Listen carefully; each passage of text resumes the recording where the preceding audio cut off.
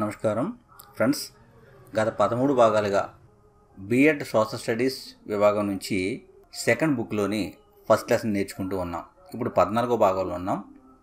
ఈ 14వ భాగంలో తలసరి ఆదాయము, ద్రవ్యం, బ్యాంకింగ్ ఈ యొక్క అంశాల గురించి డీటెయిల్గా Telugu Academy B Ed textbook నుండి బిట్ మిస్ అవ్వకుండా నేర్చుకుందాం. 3rd నుంచి ఇంటర్ వరకు ఉన్న లెసన్స్ అన్నీ మీకు తెలుసు. ప్రతి కంటెంట్కి సంబంధించి మెథడ్కి సంబంధించి కూడా మీకు ప్లేలిస్ట్లో అందుబాటులో ఉంచాం. బిట్ మిస్ అవ్వకుండా ప్రతి వీడియో కూడా మీకు ప్లేలిస్ట్లో ఉంది. ఈ వీడియోలు తెలంగాణకి, ఆంధ్రాకి చాలా ఉపయోగకరంగా ఉంటాయి. వీడియోలు నచ్చితే లైక్ చేయండి, షేర్ చేసి సబ్స్క్రైబ్ చేసుకోండి. ఫ్రెండ్స్, మీరు చూస్తున్నారు కింగ్స్ సిఎస్సి యూట్యూబ్ ఛానల్. చూసినట్లయితే ఇక్కడ తలసరి ఆదాయము. తలసరి ఆదాయము అంటే ఒక దేశ ప్రజల యొక్క సగటు ఆదాయాన్ని తలసరి ఆదాయం అంటారు. అంటే ఇది ఎలా వస్తుంది? జాతీయ ఆదాయాన్ని జనాభాతో భాగిస్తే తలసరి ఆదాయం వస్తుంది. జాతీయ ఆదాయాన్ని జనాభాతో భాగిస్తే తలసరి ఆదాయం వస్తుంది. తలసరి ఆదాయం = జాతీయ ఆదాయం బై దేశ జనాభా. ఒక దేశ సగటు జీవన ప్రమాణాలకు తలసరి ఆదాయం ఒక మంచి సూచికగా ఉంటుంది. ఒక దేశం యొక్క సగటు జీవన ప్రమాణానికి తలసరి ఆదాయం అనేది ఒక మంచి సూచిక.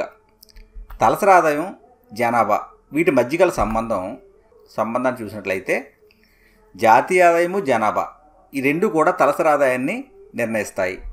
జాతీయ ఆదాయ వృద్ధి రేటు 6%, జనాభా వృద్ధి రేటు 3% ఉంటే తలసరి ఆదాయ వృద్ధి రేటు 3 ఉంటుంది. తలసరి ఆదాయ వృద్ధి రేటు 3%గా ఉంటుంది.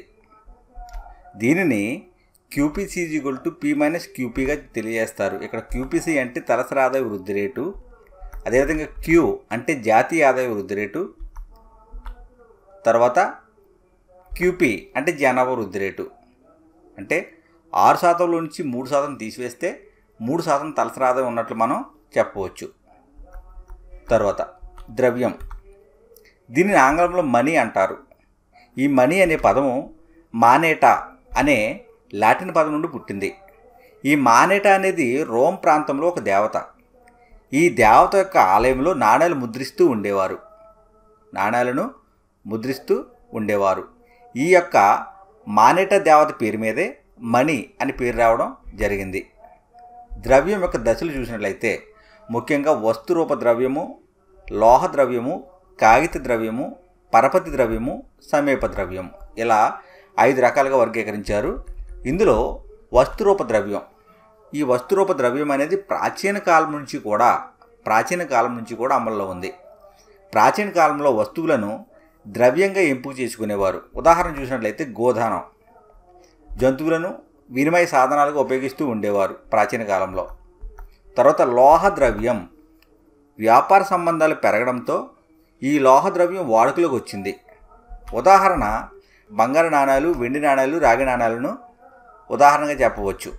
అదేవిధంగా కాగిత ద్రవ్యం, వర్తకులు బంగారు, వెండి నిధులు, ఈ బంగారు, వెండి నిధులను స్వర్ణకారుల దగ్గర భద్రపరుస్తూ ఉండేవారు. అయితే ఆ స్వర్ణకారులు ఈ బంగారు, వెండి నిధులను తీసుకుని దానికి బదులుగా వారు రసీదులు ఇస్తూ ఉండేవారు. ఇలా కాగిత ద్రవ్యం అనేది మొదలైంది. తర్వాత పరపతి ద్రవ్యం, ఆధునిక కాలంలో చెక్కుల ద్వారా అన్ని వ్యవహారాలు కూడా పరిష్కరించడం జరుగుతుంది. ద్రవ్య పరిమాణంలో ఇది మరొక దశగా చెప్పవచ్చు పరపతి ద్రవ్యాన్ని. తర్వాత సమీప ద్రవ్యం, ద్రవ్య పరిమాణంలో హుండీలు, ట్రెజరీ బిల్లు, బాండ్లు మొదలైనవి. హుండీలు, ట్రెజరీ బిల్లు, బాండ్లు వీటిని సమీప ద్రవ్యంగా పేర్కొంటారు. వీటికి ద్రవ్యత్వం ఉండడంలో ద్రవ్యానికి బదులుగా ఉపయోగిస్తున్నారు. ఈ సమీప ద్రవ్యానికి ద్రవ్యత్వం ఉండడం వల్ల ద్రవ్యానికి బదులుగా దీనిని ఉపయోగిస్తున్నారు. ఇవి ద్రవ్యం కాని ద్రవ్య ప్రత్యామ్నాయాలు. సమీప ద్రవ్యం అనేది ద్రవ్యం కాని ద్రవ్య ప్రత్యామ్నాయాలు. ఏంటి ఉదాహరణ అంటే హుండీలు, ట్రెజరీ బిల్లులు, బాండ్లు. తర్వాత ద్రవ్యానికి సంబంధించిన నిర్వచనాలు. వాకర్, ద్రవ్యం నిర్వహించే పనుల ఆధారంగా ద్రవ్య స్వభావాన్ని నిర్వహించవచ్చు. ద్రవ్యం నిర్వహించే పనుల ఆధారంగా ద్రవ్యం యొక్క స్వభావాన్ని నిర్వహించవచ్చు. Money is what money does అని ఇంగ్లీష్లో పేర్కోవడం జరిగింది. అదేవిధంగా క్రౌదర్, వినిమయ సాధనంగా అందరూ అంగీకరించేది ద్రవ్యం. వినిమయ సాధనంగా విలువల కొలమానంగా ఉపయోగపడేది ఏదైనా కానీ ద్రవ్యమే అని క్రౌదర్ పేర్కొన్నాడు. ఇప్పటి బ్యాంకర్కు 3 పూర్వీకులు ఉన్నారని చెప్పేసి క్రౌదర్ పేర్కోవడం జరిగింది. ఆ 3 పూర్వీకులు ఎవరు అని చూస్తే వర్తక వ్యాపారి, వడ్డీ వ్యాపారి, కంసాలి, ఇతనిని స్వర్ణకారుడు అని పేర్కొంటారు. తర్వాత రాబర్ట్సన్ వస్తు క్రయ విక్రయ చెల్లింపులో ఇతర వ్యవహారాల పరిష్కారాలలో అధిక జనామోదం పొందింది ద్రవ్యం. క్రయ విక్రయ చెల్లింపులు ఈ వ్యవహార పరిష్కరించడంలో అధిక జనామోదం పొందిందే ద్రవ్యమని రాబర్ట్సన్ పేర్కొన్నాడు. జేఎం కీన్స్ దేనిని చెల్లించడం వల్ల రుణ ఒప్పందాలు, ధర ఒప్పందాలు పరిష్కారం అవుతాయో, దేనిని సాధారణ కొనుగోలు శక్తిగా నిల్వ చేయడం అవుతుందో అది ద్రవ్యం అని జేఎం కీన్స్ పేర్కొన్నాడు. దేనిని చెల్లించడం వల్ల రుణ ఒప్పందాలు కానీ ధర ఒప్పందాలు కానీ పరిష్కరించబడతాయో, దేనిని సాధారణ కొనుగోలు శక్తిగా నిల్వ చేయడం అవుతుందో అదే ద్రవ్యం అని జేఎం కీన్స్ పేర్కొన్నాడు. తర్వాత బ్యాంకింగ్ అనేది ఒక వ్యాపారం, అనగా ద్రవ్యాన్ని మారకం చేయడం అని అర్థం. బ్యాంకింగ్ అంటే ద్రవ్యాన్ని మారకం చేయడం. ఇక్కడ బ్యాంకు, ఈ బ్యాంక్ అనే ఆంగ్ల పదం బ్యాంకో, బెంగ్యూ ఆ పదాల నుండి ఉద్భవించింది.